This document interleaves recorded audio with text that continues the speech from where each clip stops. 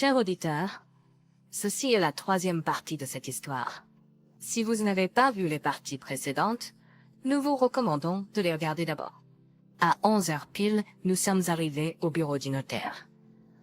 En entrant, j'ai vu une jeune fille blonde aux traits frappants. Il était clair que c'était Jean, dernière épouse de mon père. Eh bien, tout le monde est là. Pouvons-nous commencer? Jean s'impatientait dans sa chaise. Du meilleur un homme discret en costume à ça. Nous devons attendre un peu plus longtemps. Tout le monde n'est pas encore là. Il toussa et nettoya ses lunettes, plissant ses yeux myopes. J'ai compris qu'il était le notaire. Ne devrait-il pas y avoir quelqu'un d'autre? Jean regarda autour de la pièce avec ses yeux. Autant que je sache, il y a 3 héritiers. Hélas, il y a un autre héritier, sourit le notaire ironiquement. Nous ne pouvons pas ouvrir le testament sans sa présence. J'ai immédiatement compris qu'il n'était pas aussi simple qu'il voulait le paraître. La porte s'ouvrit et une femme d'âge moyen en costume d'affaires strict et chapeau chic entra dans le bureau. J'ai même senti le soupir de soulagement du notaire. C'est Madame Violet Beaumont, la première épouse d'Ivan. Il s'inclina en demi-révérence et poussa sa chaise en arrière, invitant la dame à s'asseoir. Maintenant que tout le monde est réuni, nous pouvons commencer. Je me suis assis et j'ai regardé la femme en silence. Alors c'est ma mère. Après toutes ces années, elle est venue partager l'héritage de son ex-mari. C'était donc la surprise dont le notaire me parlait. Des pensées se bousculaient dans ma tête à une vitesse folle. J'avais tellement de questions que mon cerveau n'arrivait pas à comprendre les émotions qui se précipitaient. Mais j'ai essayé de me ressaisir. Elena et Jean étaient également perplexes, me regardant puis regardant ma mère. Seule Madame Beaumont semblait rester imperturbable. Elle fit un signe de tête imposant au notaire et à l'avocat. « Qu'attendons-nous, messieurs ?»« Allons-y » prononça-t-elle sans prêter la moindre attention à moi. Le notaire sortit un dossier de sa serviette et commença, « Messieurs les héritiers, le testament a été fait par feu Ivan 1 mois avant sa mort. » Il lut le préambule et en vint à l'essentiel du testament. « Tous les biens meubles et immeubles qui m'appartiennent, continua-t-il en énumérant tout ce qui appartenait à mon père, je les lègue à ma dernière épouse Jean. » J'entendais même Jean pousser un cri de joie. « Je laisse la somme de $5 000 sur mon compte en banque à Violet Beaumont et Elena, en parts égales de $2 500 chacune. » Vint ensuite l'énumération des officiels en présence desquels le testament a été fait. Il y avait une pause. D'une pauvre brebis, au moins une touffe de laine, ma mère a dit en colère et a quitté la pièce sans même me regarder. Vous autres, Sowaishika. Jean ne cachait pas sa joie, me regardant victorieusement ainsi que Lena. Un moment, messieurs. L'avocat a pris la parole. Il y a quelques nuances supplémentaires. Il a ouvert le dossier devant lui. Le fait est que 6 mois auparavant, Monsieur Ivan a donné sa propriété, y compris l'entreprise de construction, à Elena. S'il s'opposait et essayait de contester cette décision en justice, il lui a demandé de la trahir. L'avocat mit à Jean une enveloppe de photographies. Jean l'a arrachée des mains de l'avocat et a commencé à examiner le contenu. On pouvait voir sur son visage qu'elle était choquée. Une photo est tombée de ses mains et a bruissé sur le sol. J'ai réussi à voir qu'elle montrait une jambe à moitié nue, dans les bras d'un homme bronzé et macho. J'ai remarqué le regard froid et détaché de Lena.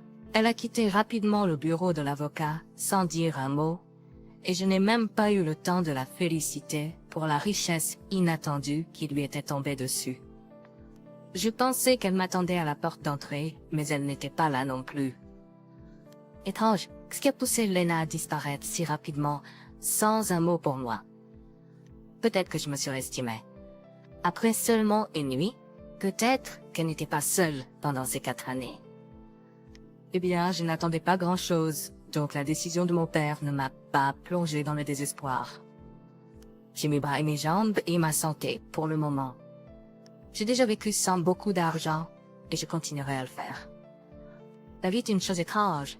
Elle change les gens sous nos yeux. Hier encore, j'avais une femme avec moi que j'aimais de tout mon cœur. Et maintenant, par la volonté du destin, devenant une riche dame, elle m'a froidement abandonné, m'a jeté comme un vieux chiffon.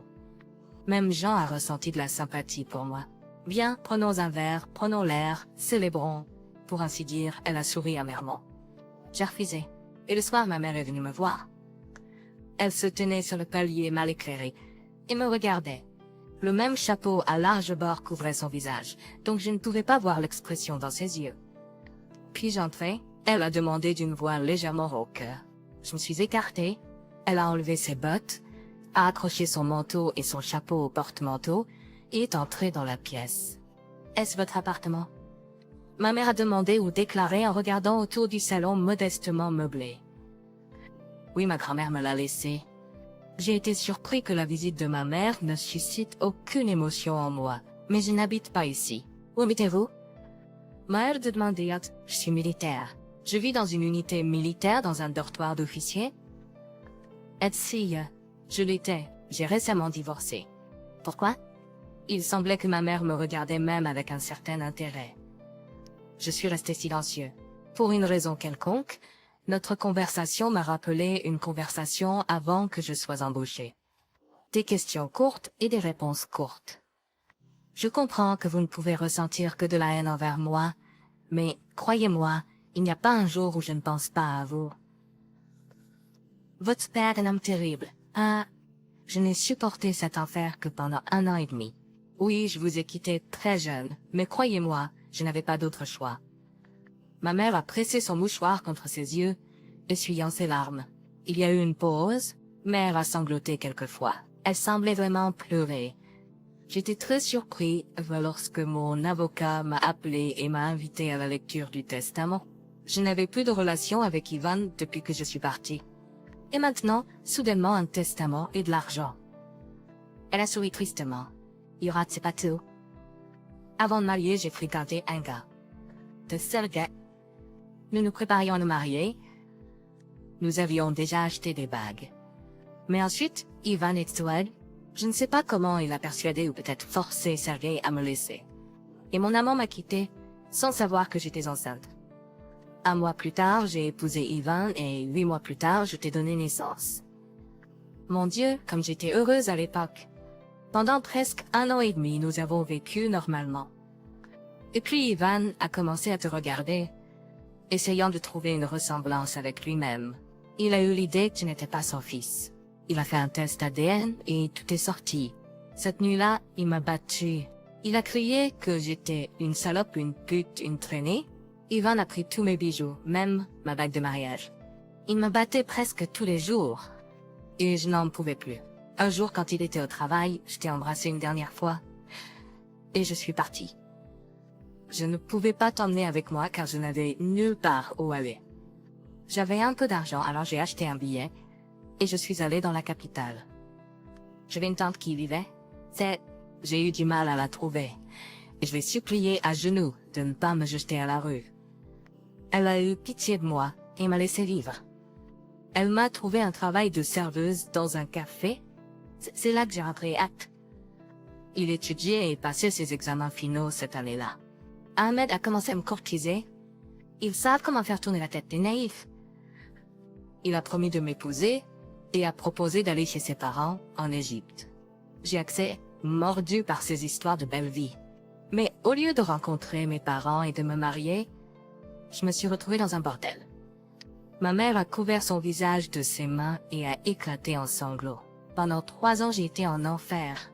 J'ai accepté mon sort comme une punition pour avoir abandonné mon enfant. Je travaillais toute la journée sur des draps trempés de sueur, incapable même de me laver.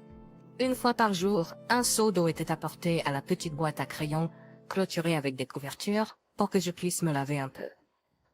Et puis ça recommençait.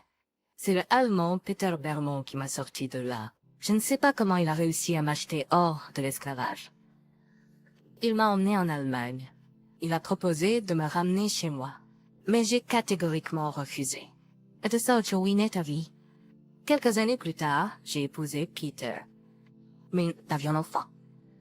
Les années que j'ai passées dans un bordel et les plusieurs avortements que j'ai subis. Après presque 10 ans, je suis revenue dans notre ville. Je t'ai vu. Qu'est-ce que j'ai dû faire pour ne pas courir vers toi, pour te serrer contre ma poitrine? Mais j'avais peur de te faire du mal, alors je t'ai observé de loin. J'ai secrètement rencontré ta grand-mère, trahi sa confiance et supplié qu'elle ne dise à personne que j'étais ici.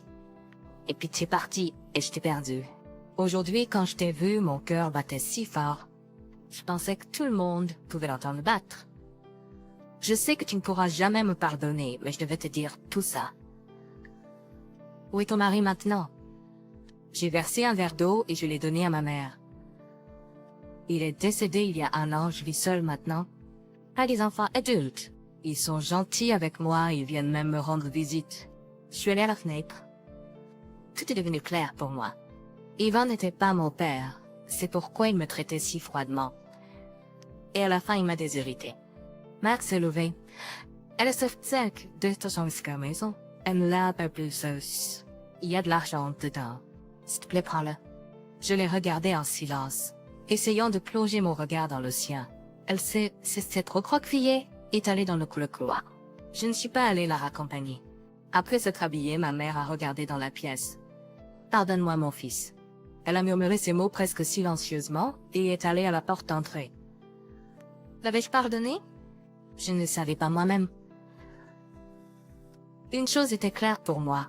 Je l'aimais tout le temps, même si je ne pouvais jamais me souvenir de son visage.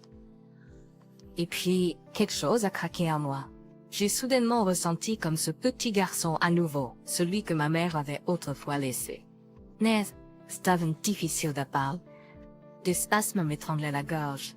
Les larmes coulaient de mes yeux jusqu'à ce que la main chaude et familière de ma mère presse ma tête contre sa poitrine. Je me fichais du monde, car ma mère était avec moi. Déjà au début de janvier, le dégel a été remplacé par de vrais froids. Il a légèrement neigé la nuit, et le matin, les trottoirs et les arbres semblaient saupoudrés de sucre en poudre. Le soleil d'hiver tamisé éclaboussait paresseusement dans les flaques recouvertes d'une fine pellicule de glace. Sa timide était instable et inconfortable. En regardant cette lumière, on souhaitait que la nuit vienne rapidement. Mais même dans l'obscurité, ce ne devenait pas plus facile. Comme à contre-cœur, les lampadaires projetaient une lumière liquide et saccadée sur les rues de nuit, rendant les gens encore plus mélancoliques et désespérés. La nuit est le moment où le mal s'éveille, où les esprits et les fantômes errent dans le monde. C'est le moment où on pousse la peur de l'amour. J'ai approché un manoir de 2 étages perdu au fond d'un parc ancien. Faisant attention de ne pas glisser, j'ai gravi les marches couvertes de givre. Il était assez tôt, et le concierge n'avait pas encore eu le temps de les nettoyer et de les saupoudrer de sable et de sel. J'ai à peine réussi à monter sur le porche que la porte s'est ouverte, que elle m'attendait là. « Qui cherchez-vous » Une femme de chambre endormie a demandé avec réticence, en pressant sa main sur sa bouche pour cacher un bâillement. « Bonjour, je cherche Elena. » La maîtresse dort encore et m'a dit de ne pas la déranger. Dites à la maîtresse que Yuri veut la voir. Sans dire un mot, la femme de chambre a refermé la porte devant moi. Eh bien, attendons. J'ai fumé, inhalant profondément la fumée de cigarette avec l'air glacial. Porte s'est à nouveau ouverte. C'était la même femme de chambre. La propriétaire a dit qu'elle ne connaissait personne de ce nom. Partez. Non, je cherche Pericueil. J'ai cru voir la silhouette d'un jeune homme à moitié habillé derrière la fille. Eh bien, je savais déjà à quel point les femmes peuvent être cruelles facilement et sans réfléchir. Hier, elle était encore amoureuse, mais aujourd'hui la situation a changé et elle m'a dépassée. Faut jamais s'accrocher au passé. Et à ce moment-là, mon téléphone portable a sonné. Yuri? Mon nom est Combat, j'ai une proposition pour vous. Soyez là aujourd'hui, à 19h, au restaurant de l'Hôtel Plaza. Je vous connais, donc je viendrai moi-même.